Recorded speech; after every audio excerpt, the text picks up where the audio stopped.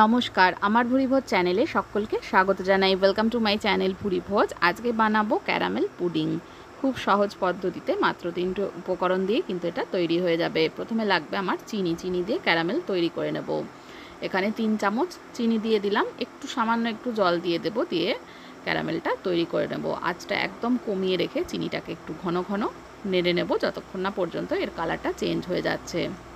আঁচটা অবশ্যই কমিয়ে রাখতে হবে, নইলে ক্যারামেলটা কিন্তু তেতো হয়ে যাবে, ঝটপট কালার ধরে যাবে। তো আঁচটা কমিয়ে রেখে ক্যারামেলটা ভালোভাবে তৈরি করে নিচ্ছি। দেখুন আস্তে আস্তে কালারটা চেঞ্জ হয়ে যাচ্ছে।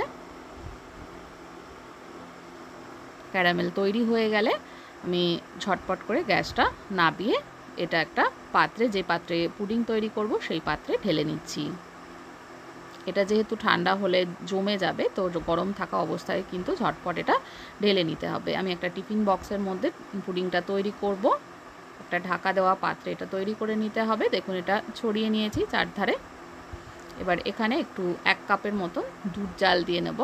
যে পাত্রের মধ্যে আমি ক্যারামেলটা তৈরি করেছিলাম সেখানেই দুধটা জাল দিয়ে নিচ্ছি। আর এখানে নিয়ে নিয়েছি একটা ডিমের মধ্যে চিনি দিয়ে 2 চামচ মতো চিনি দিয়েছি। চিনি দিয়ে ভালো করে এটাকে ফেটিয়ে নেব। চিনিটা যতক্ষণ না গলে যাচ্ছে ততক্ষণ ডিমটা ফেটিয়ে নিতে হবে। এরপরে দিয়ে দিচ্ছি ছোট চামচের 1/2 চামচ মতন ভ্যানিলা এসেন্স দিয়ে এটাকে ভালো করে কিন্তু ফেটিয়ে নিতে হবে। দুধটা হালকা গরম থাকতে থাকতে এর মধ্যে দিয়ে দিলাম একটু বাটার। এবার হালকা গরম দুধটা আমি এর মধ্যে ঢেলে দিচ্ছি। ঢেলে আরও একটু ফেটিয়ে নেব। চিনির কোনো দানা যাতে না থাকে সেদিকে খেয়াল রাখতে হবে। এবার এর মধ্যে আমি দিয়ে দিচ্ছি, যখন ক্যারামেলটা একদম টিফিন বক্সে সেট হয়ে যাবে ঠান্ডা হয়ে, তারপর এটা দিয়ে দিলাম একটা পাত্রে জল নিয়ে। এবার এটা স্টিম করে নেব।